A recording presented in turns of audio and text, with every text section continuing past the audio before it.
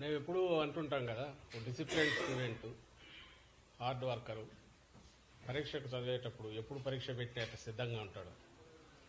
అలాగే ఏదో 4 క్వశ్చన్లు చూసుకొని పోయి అవే వస్తే బయటపడదాం, లేకపోతే కాపీలు కొడదామని కాకుండా హార్డ్ వర్క్ నమ్ముకొని, ఈ కేసులో ప్రజలు నమ్ముకొని ప్రజల కోసం నిలబడి చేశాక పరీక్ష రాశాక 100% టార్గెట్ పెట్టుకుంటాం, 100% రావాలని కోరుకుంటాం. అట్లే రాస్తారు కూడా. అలాగే ఇక్కడ కూడా అదే చేశాం.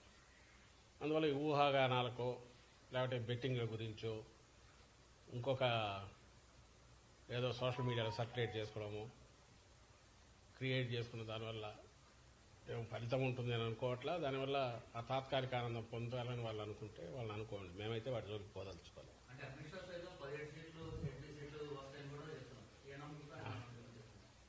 బహుశా బీజేపీ వాళ్ళు ఎవరు మాట్లాడినా, ఇంక్లూడింగ్ ఆయన అమిత్ షా గారితో సహా, ఈ మనది 4th ఫేజ్లో జరిగింది, 7 phases. వాళ్ళకి అక్కడ నార్త్లో ఏదో ఇదవుతుంది అనేది ఊహాగానాలు నడుస్తున్న నేపథ్యంలో మాకు సౌత్లో బ్యాలెన్స్ అవుతుందని చెప్పుకోవడానికి, లేదా అక్కడ ఓటర్లను ఇంప్రెస్ చేయడానికి ఆ ప్రచారం చేసుకుంటున్నారేమో నాకు తెలియదు. కానీ ఎందుకంటే బ్యాలెట్ బాక్స్లో ఈవీఎంలో అన్ని నిక్షిప్తమైనాక ఇంకా దాని గురించి ఊహాగానాలతో ఇప్పుడు అవసరమేముంది. ఆయన ఆ మాట అంటున్నాడంటే బహుశా ఈ 3 phases మీద దాని ఇంపాక్ట్ ఇన్ఫ్లుయెన్స్ ఉంటుందని ఆయన కానీ ప్రధాని కానీ అనుకుంటుండొచ్చు, లేదా ఆ పార్టీ నాయకులు అనుకోవచ్చు.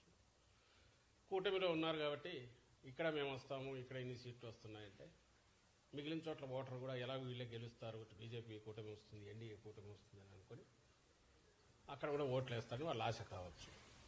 అంతే తప్ప దానికి అంతకుమించి పెద్ద వాల్యూ ఉంది అని నేను అనుకోను.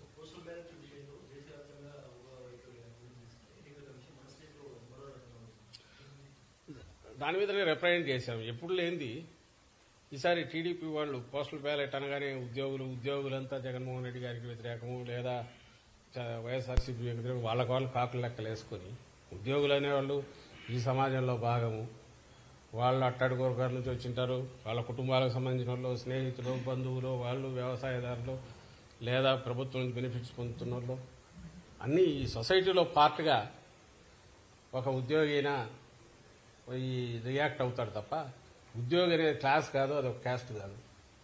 అయినా సరే వాళ్ళకు వాళ్ళు ఒకటి ఇమేజ్ క్రియేట్ చేసుకుని ఉద్యోగులంతా దీనికి వ్యతిరేకంగా కాబట్టి పోస్టల్ బ్యాలెట్లో ఏదో చేస్తారని దానికి తగినట్టు గతంలో ఎప్పుడు లేదు, బహుశా ఏ పార్టీ కూడా అడగదు. ఆ బ్యాలెట్ అనేది ఉంటే చాలు, మిగిలిన ఏది అక్కర్లేదంటూ కూడా ఈ మధ్య రిప్రజెంటేషన్లు ఇచ్చినట్టున్నారు ఆ ఆశతో. కానీ అది చల్లదు. యాక్చువల్ 19లో అట్లా చూసుకుంటే నాకు గుర్తుండి మా గుంటూరులోనే 6,000 7,000 postal ballot out right cover మీద నంబర్ లేదని రిజెక్ట్ చేసినట్టు నాకు గుర్తు, సీరియల్ నెంబర్ లేదని. అట్లా కూడా చేశారు. ఈసారి ఏమో ఏది వద్దని వాళ్ళే అడుగుతున్నారు. ఈసీఐ ఏ గైడ్ లైన్స్ ఇచ్చినా దేశం అంతా ఎట్టుంటే అట్లా ఫాలో అయితే సరిపోతుంది. మాకైతే దాని మీద ఎలాంటి ప్రత్యేకమైన కోరిక లేదు. అయితే దేశం అంతా ఉన్నది ఇక్కడ ఫాలో కమ్మంటున్నాం.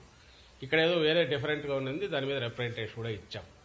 అది తీసి, ఎందుకంటే that కాంట్రావిన్స్ the spirit of ECI ఇచ్చిన దాన్ని కాబట్టి దాన్ని తీసేయమని అడిగాము. అట్లా చేయకుండా ఉంటే బాగుండేది. మరి ఎందుకు చేశారో వాళ్ళే ఈసీఐ చెప్పాలి.